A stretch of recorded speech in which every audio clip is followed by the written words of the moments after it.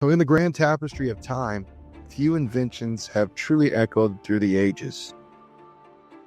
But some, they're not just inventions. They become legends. Picture this: Tokyo, Japan, a city that never sleeps, an emblem of restless pursuit of perfection. Here amidst the bustle of innovation, a legend is born. Crafted with precision and care, it emerged not merely as a car, but as a beacon of power and performance. It dared to redefine the limits, break the mold, and challenge the norms. It held a promise of raw power, unmatched speed, and breathtaking style. It wasn't just a car, it was an emotion, a culture, and a legacy.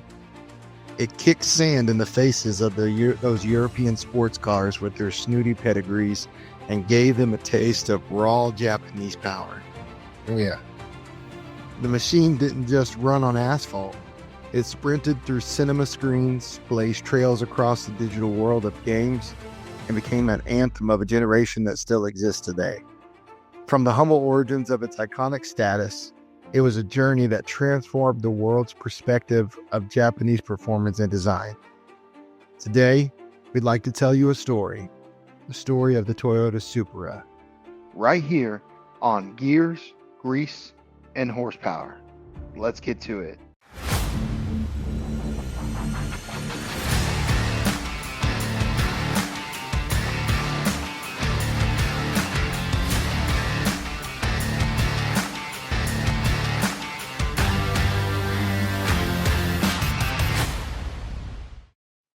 Welcome, everybody, to the first episode of the brand new podcast, Gears, Grease, and Horsepower.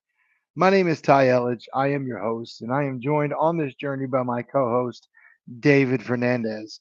And throughout this podcast, we'll be breaking down the legacy, the history, the evolution of cars, trucks, you name it. We'll talk about automotive-related topics. And if it has anything to do with automotive, we'll probably cover it on this podcast. But we're very excited to kick off this brand new podcast with today's episode. We're going to be breaking down the Toyota Supra. You ready? Oh, yeah. So to truly understand the legend that is the Supra, we must journey back through time, back to Japan, rising from the ashes of World War II, a nation poised at a threshold of innovation. In the land of the rising sun, a way of life thrives, a philosophy that transcends mere practice. Kaizen, which means change good, is a belief in continuous improvement and the quest for perfection in every small detail. Never perfect, always improving. It was in this fertile soil that the 2000 GT was planted, a seed that would grow to redefine Japan's automotive landscape. A masterpiece that challenged Western dominance, a statement of style and of substance. But the 2000 GT wasn't just a car.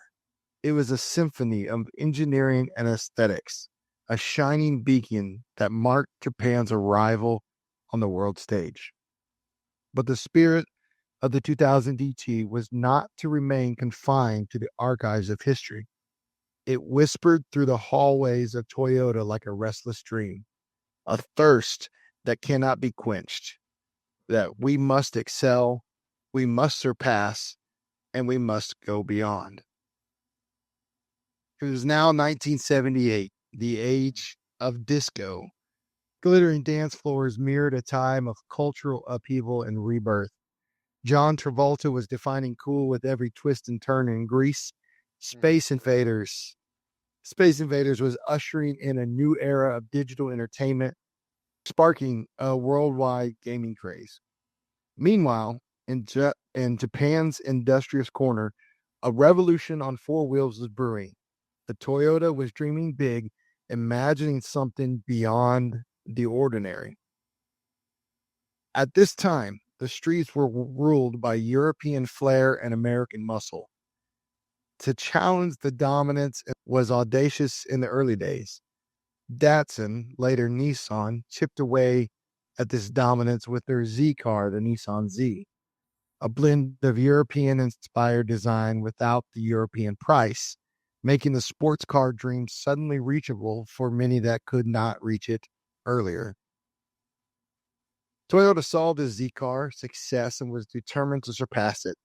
And in April 1978, the Supra, now known initially as the Celica Double X, was unveiled in Japan. Have you seen pictures of those? No, I've not seen pictures of those.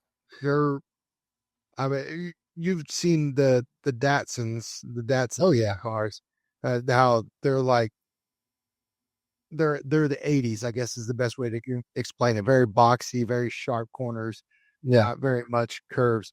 The Celica Z or the Celica Double X was the exact same. It was just Okay. boxy, sharp corners. But soon enough, the Supra began showing off its prowess across the pond. The Supra's arrival in the American market in 1978 couldn't have been timed better because, as we know, America in the 70s was in the throes of the gas crisis. Americans needed something different. Soaring gas prices and shortages, it led many American consumers to reconsider their traditionally very big land yachts, gas guzzlers, to Oh yeah. seek out more fuel efficient alternatives. Those, those big Dodges and Chevy Caprice and the Ford cars, man, they Oh were yeah. Yeah. We have our boats over here, and they have their more nimble, more agile type of vehicles from Japan. It's pretty for cool. sure very small, very, gas sipping cars. Yeah. Japanese automakers, including Toyota, were well positioned to meet this demand. Their vehicles, as we just said, were generally smaller, more efficient, and more reliable than their American counterparts. The Supra was just the answer that America was looking for. Inside, it offered 70s extravagance. This was extravagance in the 70s. Power windows, tilt steering wheels, and state of the art stereos. Probably 8-track players at that time. Yeah. As 1980 rolled around, the Supra was recharged with a 2.8-liter 5ME engine, pumping out, here we go, pumping out 116 horsepower. I know what Wow. this is. Now, we are laughing, and many might be tempted to laugh at that figure today, but put a little perspective on it. At the time, the Porsche 924 was scraping by with only 110 horsepower. Oh wow. The BMW 32i was managing 101 horsepower. Of course, we know the American made V8 Ford Mustang with an engine approaching twice the size of the Supra's was only managing to produce 134 horsepower. And that was huge numbers. Yeah. Right? I mean, even the Corvettes were only pushing like 170 horsepower tops Yeah. at that time uh, due to the emissions standards they had, Cadillac converters and all that. It Those cars were beautiful. I Oh love yeah. in the 80s. The curves were beautiful. The body styles were amazing. But man, the horsepower was not kind to them. No. Not kind to them at all. Meanwhile, the Toyota Supra was giving drivers style, performance, and excitement, all wrapped in 116 well-utilized horses. And if you had the Japanese delivered 2.6 liters, you were getting 138 horsepower. Mm. And I know what everybody's probably thinking right now, but the BMW 320i, that's the car that your grandma drove to get groceries. And the Mustang, the gas crisis had it on its knees at that point. But amidst the loud chorus of European and American sports cars with their long legacies, the Mark I Supra humbly took the stage. Born during the gas crisis, it was Toyota's poised answer to a changing world. a mix of agility and efficiency. Overlooked at first, it was the dawn of something legendary. Have you ever seen a Mark One Supra? Oh yeah, yeah, they're nice. Yeah, I like them. I've never seen one. Can you describe what it looks like? It's very square. I, I, if I'm believing right, I believe someone in town actually has one. So Yeah, yeah, I did see one that slammed enough. It was uh they're cool looking. It's completely different than compared to like a Mark IV, Mark V Supra. It's funny that you had mentioned BMW and then the new Supra, yeah, yeah, BMW based. I said it was funny how you had mentioned that earlier. right. Oh yeah, because the new ones are Yeah, a partnership, right? yeah. So the dawn of the '80s marked the rise of things like the personal computer. Aerobics classes were all the rage, and the streets echoed with the sound of boom boxes. And you can see that in all the '80s movies. They got the big boom box on their Oh shoulders, yeah. disturbing the peace. Wild technology leaped and pop culture danced to new rhythms, and the car world was gearing up again. Amidst the intensifying rivalry between European flair, American muscle, and Japanese precision, cars were becoming more than just transportation. They were becoming something that um, more mirrored your personality. They weren't just a way to get from point A to point B. Right. They were statements of both style and performance, and Toyota was riding the wave of success and a boom in Japanese economy.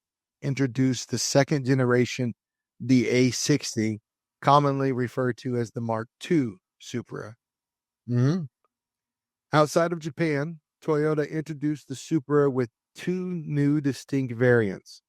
There was the feisty P type that stood for performance, and the suave L type that screamed luxury. Its design was more aerodynamic with a drag coefficient of 0.32, decent for its time, all while taking styling cues from the late 70s and early 80s wedge shaped sports cars, and of course, those snazzy pop up and down headlights. Oh yeah, yeah. And then they actually introduced the fully independent suspension on those as well for the Right. second gen. So that was pretty cool. Yeah, it came with all kinds of new tech and Yeah, advancements. they were still basing it off the Celica at that time because the Celica was a very popular car for them. So, but Right. the styling was still a lot of Celica for the first and second gen. Sure. But If I remember correctly, wasn't the Supra just a trim level of the yeah, Celica? yeah. Yeah. So the A60 was packed with advancements both under the hood and in its interior, as Toyota aimed to stake its claim in the performance car segment and had the cash to do so. The first models came with a 2.8-liter 5 MGE engine, but with a high compression ratio of 8.8 to 1, and now was a double overhead cam. This helped the new Supra pump out 145 horsepower. So now we're up from 116 to 145. Toyota wasn't messing around anymore with the double overhead cam 5 MGE engine. This car was starting to get fast. The A60 Supra had its suspension fine tuned with the expertise from British automaker Lotus. Oh, I didn't know that. That's cool. Yeah, Lotus was well known for its precision. It wasn't the fastest car, but for its especially its suspension, and because it had the wishbone suspension in it that had base or not, it had a wishbone chassis, excuse me, not suspension in it. Right. And if you ever look up Lotus or anything, it was talked about. They talked about how it kind of was off balance because it was basically just like a big rib running from front to back through the car, Hmm. and it was they tuned it perfectly and they adapted it perfectly so that it was awesome for the track. In fact, a lot of the Formula One cars that we see and know today, their advancements came from Lotus and just from his aerial engineer days. But we're not talking about Lotuses, we're talking about Supras. Right. Exactly. Before we make any hasty judgments, we got to remember that Lotus was brought on board to give lessons on how to make the Supra a roadside attraction. Lotus's influence made sure the Supra didn't just hug the road, it waltzed with it. And not one to rest on its laurels, the Supra kept its previous features while adding a few more goodies to its arsenal. For instance, it now had cruise control, climate control, a digital dash in some variants, a limited slip differential, headlight washers, a turbocharger, which you could only get in Japan, unfortunately. Mm. Yeah, cool graphics, and it came with rack and pinion steering. Of course, this was back in the 80s, but that's all that's not even options anymore.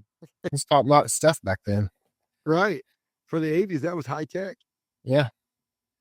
It came with also with 4 disc brakes, retractable reading light, and even the tire had a specific tread pattern, that this was specific to the Supra.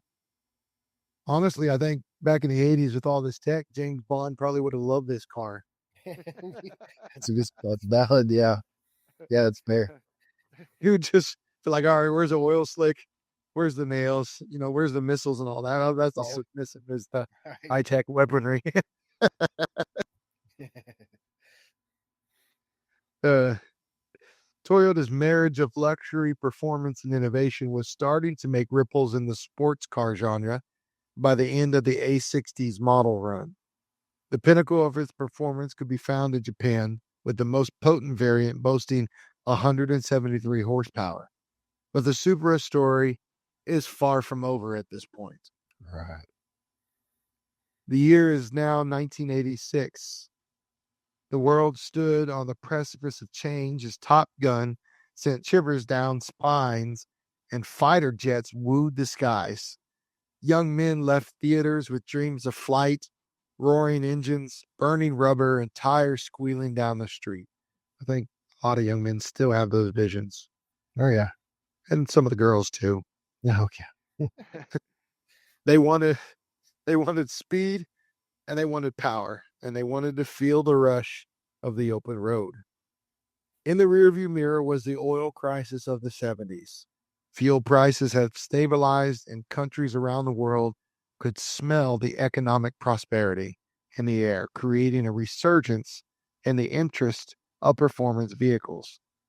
This is when, back in the 80s, when you get like the Lamborghini Countach, and you get the Ferrari on, what was the TV show? I can't even think of the actor's name now.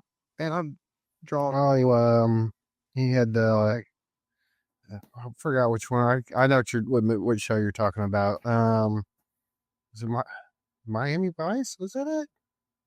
Oh, yes. Was Is it? it? He has the Tom Selleck drove the Ferrari. He was a cop. yeah. I think it was. I don't know. I think that's right. People that's going to be watching this going to be yelling at the screen, going, "It's this!" Yeah. I'm a '80s baby, so that's bad. me too. All right. So in this electric atmosphere, Toyota's answer to a world hungry for power and style was unleashed. The third generation Supra was starting to live up to the Supra name. Elegant yet aggressive, the Mark III era had dawned. In 1986, the Supra and the Celica faced crossroads. Ready or not, it was time for them to split and go their own separate ways. So this is where we get no longer is the Supra just a trim level on the Celica, but now it's its own vehicle. While the Celica transformed into a front-wheel drive sports coupe, our beloved Supra doubled down on the rear-wheel drive platform. Toyota's 7 MGE engine was shoehorned in, a proud addition to their long evolution of M engines, with a turbo version offered from 1987 on, delivering 231 horsepower. This is a huge leap forward. Now we're out of the 100 horsepower. Now we're breaking into the 200s. Oh man. To make things more interesting, the turbo model was one of the first distributorless engines in the US, using a 3-coil wasted spark setup with the Mark III Supra. Toyota stood at the forefront of innovation, showcasing their ability to rival both mainstream and luxury brands and technological advancements. We were introduced to TIMPS, which was an adjustable suspension system offering the driver selectable settings with an automatic setting that would activate during heavy braking or high speed maneuvers. So this would be something like cars having sport mode today or Right. off-road mode. You could adjust the suspension to whatever type of driving you were going to be doing. You know, if you were going to be driving fast, braking fast, doing slaloms, whatever you was going to be doing, you could adjust suspension with a button from the interior, which was way ahead of its time in the 80s. Yeah. So another standout was the acoustic control induction system. The technology adjusted the length of the intake runner, improving output and torque curve. Further distinguishing the turbocharged models were the additional features of an engine oil cooler, intercooler, and an integrated rear spoiler. So now we're getting the turbo with the intercoolers and all that in them. Yeah. That's getting fun. Yeah. Yeah. Now we're getting into the fun stuff. Every year after 1986, the Supra saw upgrades and changes, design alterations, and new color themes, enhanced power output, and tech upgrades. The Supra was just cranking the dial up to 11 at this point. They're just changing something every single year on the car. Right. Like I think it seemed the third gen. It's like they were just trying to get more towards the sports cars Right. area. Yeah, they're just looking for speed. They're looking for agility. I mean, Yeah. and they're accomplishing it, and which is like huge Oh yeah. for this time. However, the Mark III was not without its criticisms. Car had gained weight due to all the luxury amenities. It could be over 700 pounds heavier than its predecessor. Despite its critics, the Mark III Supra became the best Supra or best selling Supra of all time. Mark III.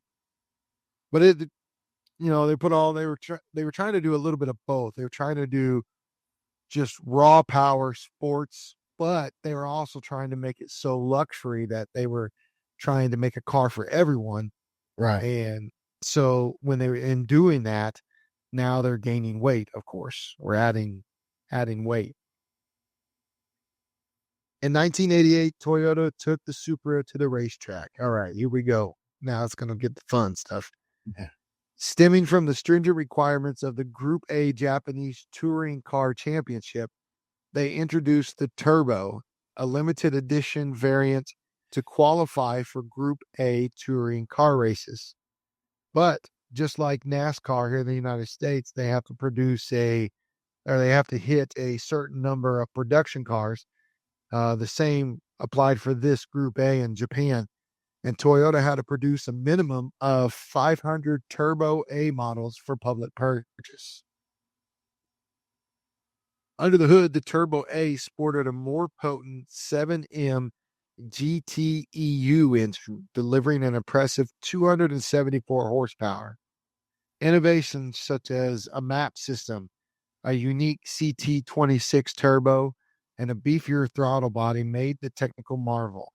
But its journey on the racetrack was a roller coaster. It wasn't all podiums and champagne. The Supra faced fierce competition. It battled against agile titans like the Ford Sierra Cosworth, which I had to look that one up. That's a pretty cool car. I hadn't never heard of that. I've never heard of it as well. The nimble BMW M3, the dominant Skyline DVR. Yeah, my favorite. You like the Skyline? No, I love Skylines. Yeah. Oh man, Godzilla. cool. Outside of Japan, and surprisingly not often discussed, the Mark III Supra carved a name for itself also in Australia. in the Group E Australian production car series. This beast went head to head with the likes of Holden Commodores, Nissan Skylines, Mazdas, Fords, and the Honda's NSX. Mm, On the NSX, man. yeah, I like the NSX. And it didn't just compete. The Supra actually dominated. So much so that it was eventually banned from Group E racing. It was that fast. It was kind of Wow. it was kind of like, I guess, the Plymouth Superbird that NASCAR banned because of how fast it was here in America. Right. No, it was just total domination with the Supra that they're like, yeah, no, we can't do this. We can't have we can't have a Supra showing up to the track and everybody just be decimated. But Supra's racing story doesn't end there. When racing legend John Burke, he was a big Australian racing legend. He drove a turbocharger Toyota Supra. When it was banned from racing, he gave his car to his wife as a shopping vehicle. Oh wow. That's cool. It's like when you think you're the coolest guy in the parking lot, and then this guy shows up videos. It's like Yeah. you show up with a cool car, and then she shows up with a turbocharged Supra. Go get groceries. That's great. Sign me up. Heck yeah, me too. So John Burke and his team, they decided they were going to get a different car ready, and at Bathurst at the Mount Panorama Motor Racing Circuit. At the end of this grueling race, he, I guess, obviously has a different type of Supra. Not only the winner, but it was laps ahead of second place. The Mark III Supra became the first Japanese car to win the Bathurst race. So basically, they take a Japanese car to Australia and just defeat all the Dominate. homeboys. Yeah. all all the home cars are just like have to settle for second place and on. Right. This is a racing chapter that came to a close though in 1993, and it was time for the A70 to take a bow. But you know what they say about endings? They're just the start of a new chapter. Right. And this next chapter is crazy wild. In 1993, the World Wide Web took its first tentative steps. And who, of course, can forget the ritual of Friday night trips to Blockbuster? But amid these, you remember those?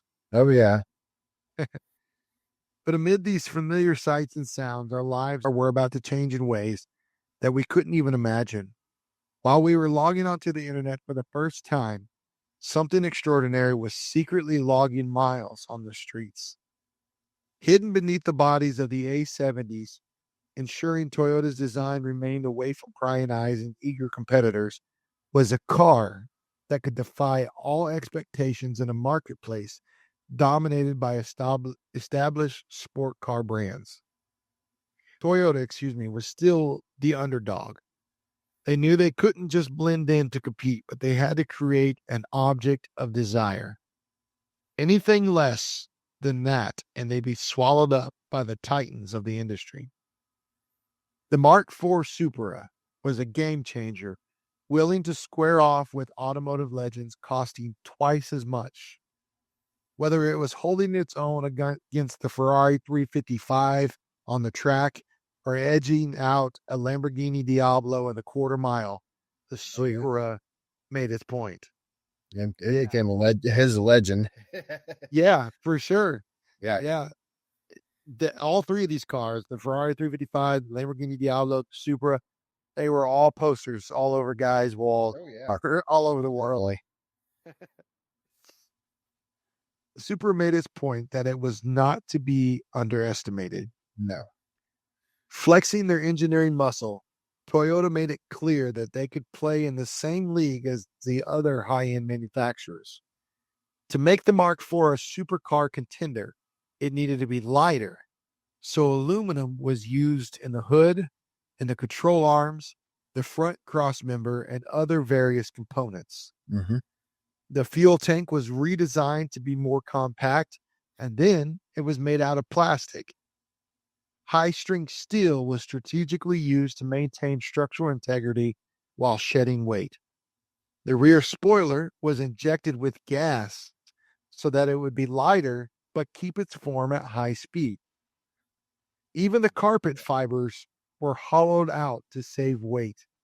Huh. I did not know that. Right. I was just like, what? How do you hollow out a carpet fiber? That's what. That's crazy. Japanese engineering for you. Right. Exactly. Yeah. At its finest. These changes made for a total weight saving of nearly 220 pounds. The Supra also underwent extensive wind tunnel testing to achieve a drag coefficient of just 0.31, making it one of the most aerodynamic cars of its time. To rein in this beast, Toyota didn't hold back on the brakes. You know what? I'm going to look something up. So 0.31 drag coefficient. Give me a car just any car that's considered aerodynamic, and let's see how this compares up. I'm going to see if I can look it up real quick. Give you a car Yeah. What's of the considered aerodynamic? 90s. American car. Any car. Just throw one out there. Let's say the Porsche 911. See what its drag coefficient was. Their drag coefficient was anywhere from 0.27 to 0.38. This Toyota Supra was a 0.31, so it falls pretty squarely in step with that Porsche with the Porsche 911. Yeah. All right, just for grins and giggles, let's look up that Lamborghini Diablo. Oh, Diablo. Yeah. Same thing. Diablo's coefficient was 0.31. So I mean, He's hanging with big contenders. Yeah. yeah, it's Very impressive. it's keeping up with the supercars of its generation. Yeah. In terms of aerodynamics, Yeah. it's crazy. All right, so to rein in this beast, the Toyota didn't hold back on the brakes. Larger ventilated discs were used all around, and a jump from 2 to 4 piston calipers on the turbo models. These enhancements weren't just for show. In fact, in 1997, the Supra set a world record in stopping distance, a record that wasn't broken until 2004 by the Porsche 911 Carrera GT. And even then, the Carrera stopped in less than a yard shorter than the Supra did in 97. Wow. That is crazy. Under the sculpted hood sat what the Supra is perhaps best known for. It's the 2JZ engine. Oh, yeah. Even today, the name 2JZ is spoken with a kind of awe in enthusiast circles. Oh, yeah. But before it was the 2JZ, it was the 1JZ that delivered the JDM Mark III. This was a product of collaboration between Toyota and Yamaha. Yamaha's involvement helped to optimize the cylinder head for better airflow and combustion characteristics. With their knowledge that amassed, Toyota rolled out the 2JZ GTE, which was a 3-liter inline 6 with a sequential twin turbo setup, propelling this car from 0 to 100 in 4.6 seconds. This is in the 90s. 0 to 100 in 4.6 seconds. That's quick. Like a freaking rocket. Yeah. The 2JZ, with its robust cast iron block, closed deck design, resilient internals, and advanced cylinder head, made this engine immensely tunable. Even when this car was new, tuners were swapping out turbos, injectors, ECUs, and other parts to crank up the power. It wasn't long before people were talking about crazy horsepower figures like 800 horsepower out of an inline 6. That's Crazy. a lot of horsepower. To put that figure, 800 horsepower out of an inline six in perspective, Formula One cars of the day were making anywhere from 7 to 800 horsepower. Formula One cars. So That's this was this, yeah, this was groundbreaking. yeah. So if we really think about it, Toyota, which was basically at this time known for its everyday cars like the Corolla, they brought out the best of their machines that laid waste to supercars and made more power than a Formula One if you wanted it to. And launched a design that even 30 years later demands your attention. I guarantee if I see a Toyota Supra driving down the street, I'm gonna stop and stare. Oh yeah. Oh yeah. And I know you're the same. As Oh yeah. if I have a camera, I'm definitely taking a picture. Oh, definitely. Yeah. As the Mark IV Supra made its debut on the streets, the tides of motorsports were changing. The age of the Group A was drawing to a close in 1993 and was replaced by a new dynamic racing categories that threatened to overshadow established legends. Unfortunately, this meant that the Mark IV Supra couldn't make its mark in the Group A era any longer. But destiny had other plans. The Mark IV was destined for a fresh battlefield, the prestigious Japan's Grand Touring Car Championship. From the very first race, the Supra was thrown into the deep end, pitted against the best of the best, the indomitable Nissan Skyline JDR, the Oh yeah. precision engineered the precision engineered Honda NSX, the agile Mazda RX-7, the force of the Porsche 911, and even the McLaren F1, which was once the world's fastest production car. It was put up against all of these monsters. 1997 alone brought it the podium 3 times, and come 1999, it dominated with a staggering 5 first-place finishes. But while the Super was winning on Sunday, unfortunately, it wasn't selling very well on Monday. The 1990s brought about economic challenges and recessions. Buying power was reduced, and luxury sports cars like the Supra were often seen as excess.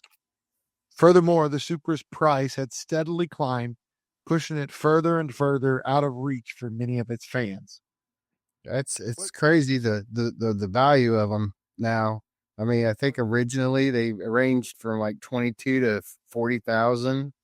Now you now you can spend upwards up to what 200,000, well over 100 to 200,000 on them. So Really, on Sup- $200,000? yeah, I think they had one on Barrett Jackson recently sell for around 200,000. Yeah, Wow, it's crazy. that's nuts. What began as an affordable performance machine was now competing price-wise with established luxury brands. While sluggish sales, there was soon an or with sluggish sales, there was soon an abundance of stock at dealerships. While these challenges did dim the Supra's immediate sales story, another narrative was forming fast on the big screen. Audiences were furiously flocking to cinemas.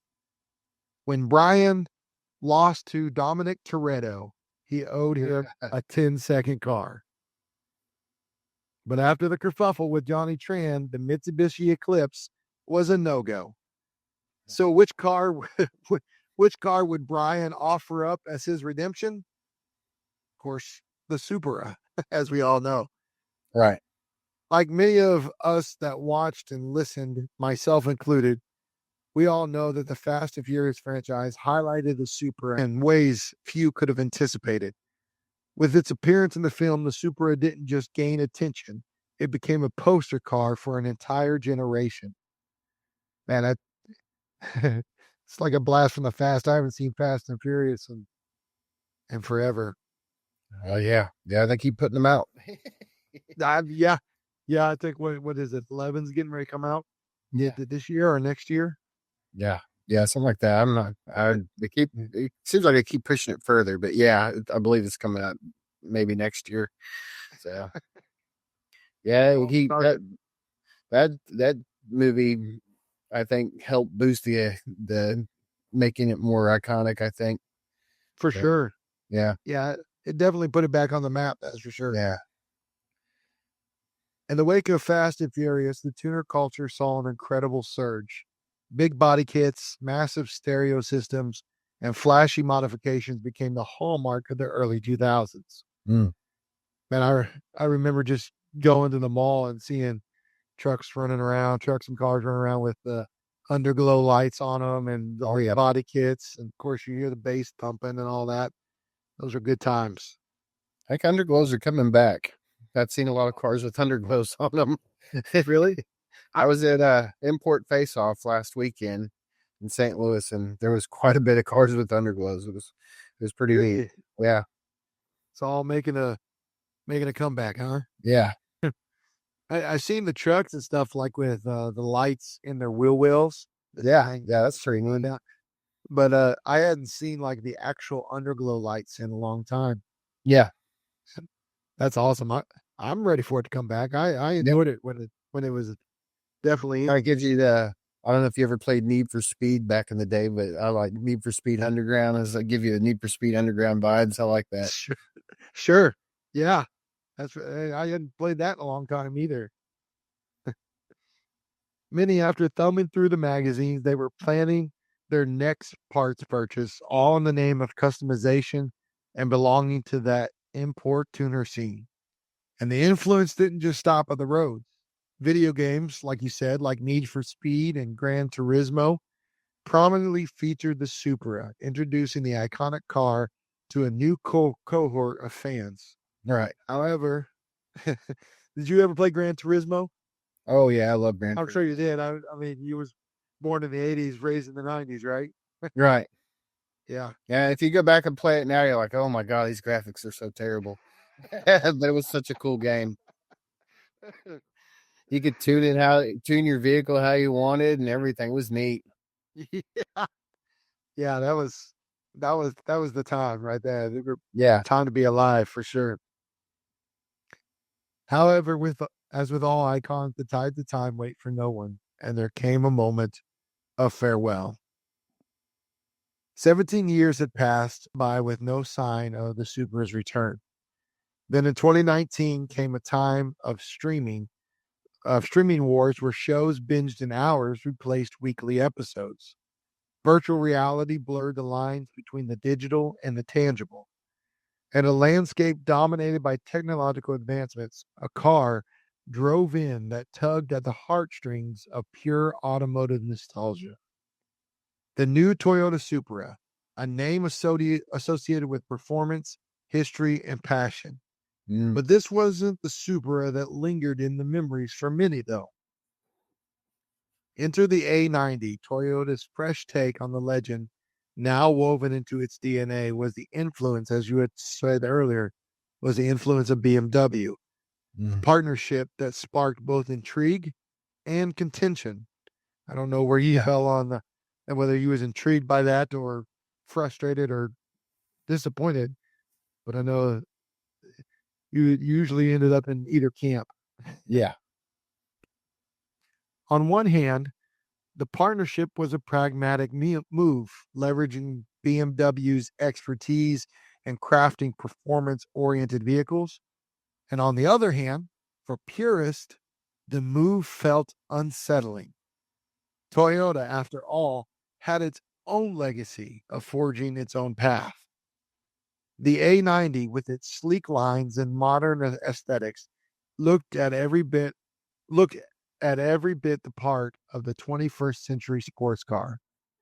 Yet it's under the hood where the debate raged, powered by a BMW derived inline six, which was a nod to its predecessor, with 355 horsepower and 0 to 100 in just over 4 seconds.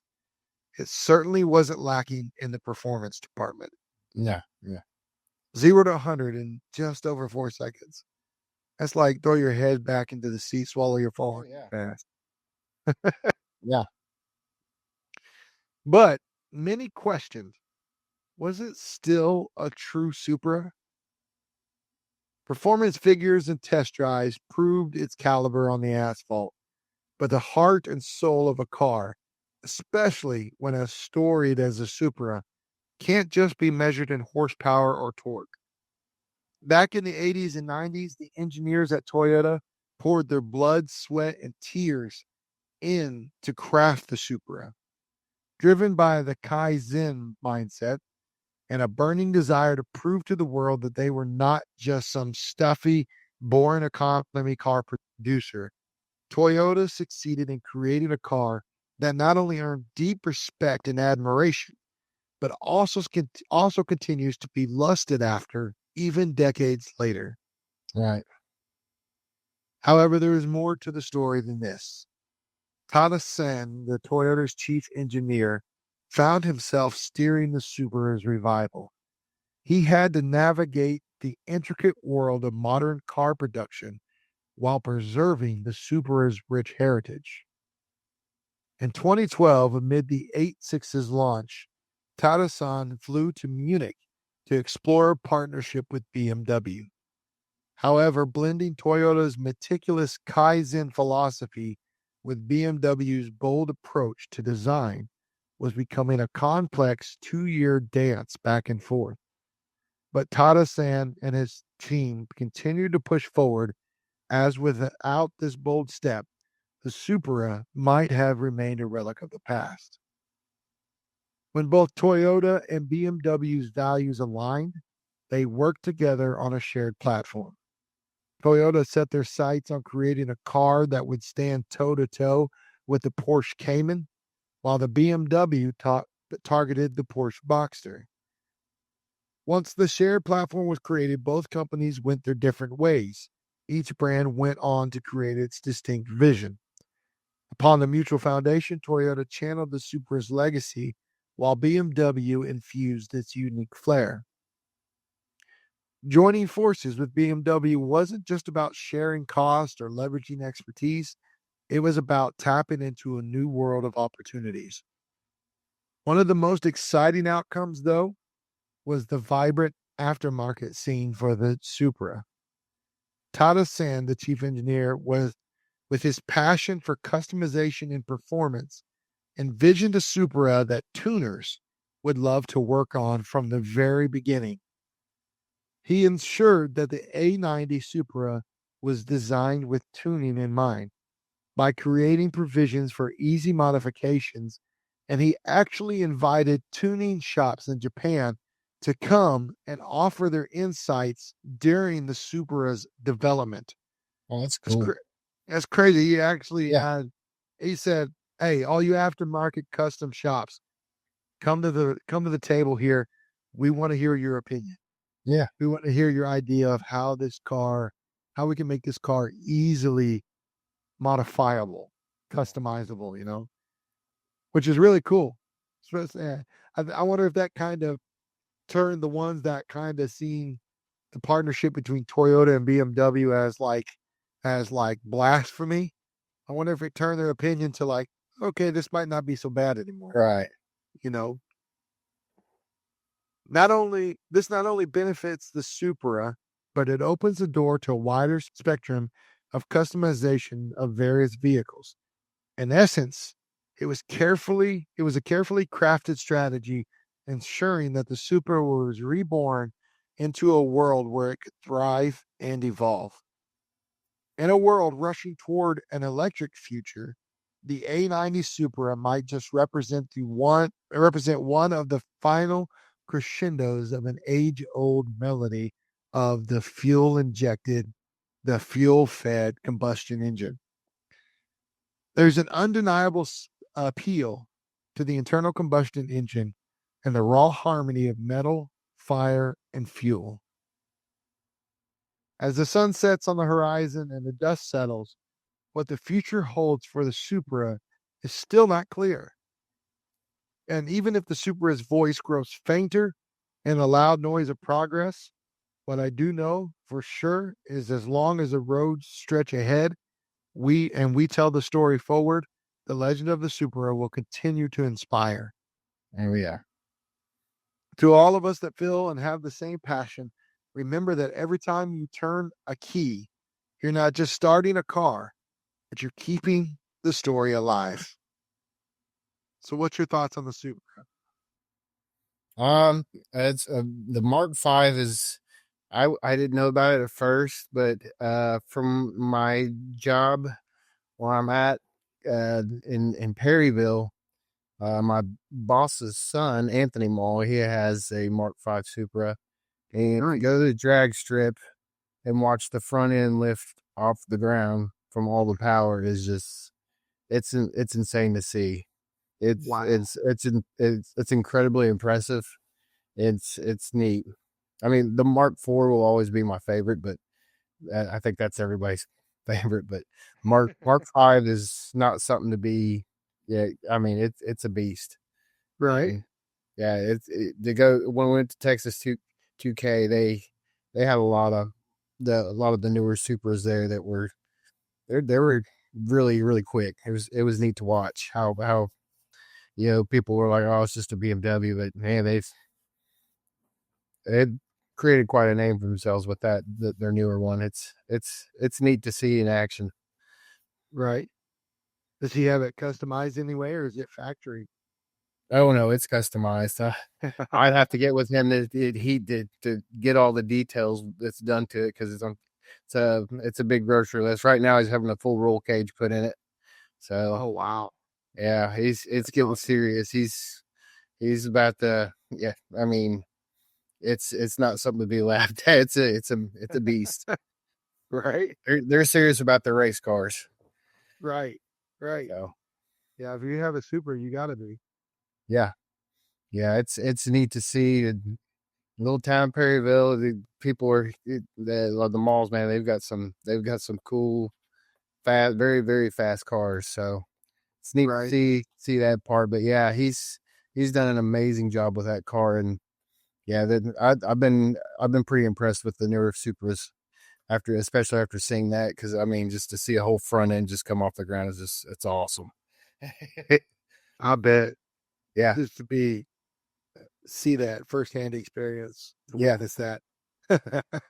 yeah. I was right there in the burnout pits, and I was like, whoa, that's cool.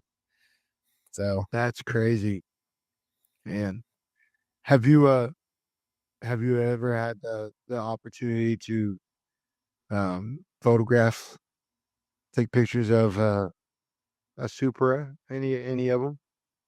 I've taken them at meets, and I've taken like when we were at Texas, I took some of my boss's son Anthony's. I took several of his, but I haven't done like a personal shoot. Yeah. But like, I mean, when you go to like Import Face Off or Slammed Enough, they're extremely popular. Right. I bet. I And bet. the Mark One, now when you were talking about that earlier, I actually have pictures of a Mark One because now that I remember, there's one in Festus. So Yeah. I've only that. Yeah, it's neat. Yeah. Is it on your Facebook profile? It might be. It'd be on my Facebook or my Instagram. So Right. Okay. All right. Yeah. Definitely gonna check that out. That'd be cool. That'd be cool to see. Thank you, everyone, for joining us for our very first episode of the podcast. Thank you, David, for joining me today and helping me break down the history of the Toyota Supra. It's been great breaking this down with you. I really appreciate it. And to all you listeners out there, I appreciate you too. Come back for more. We're going to have lots of more car history to break down. We're going to have a lot more car related topics coming your way right here on Gears, Grease, and Horsepower.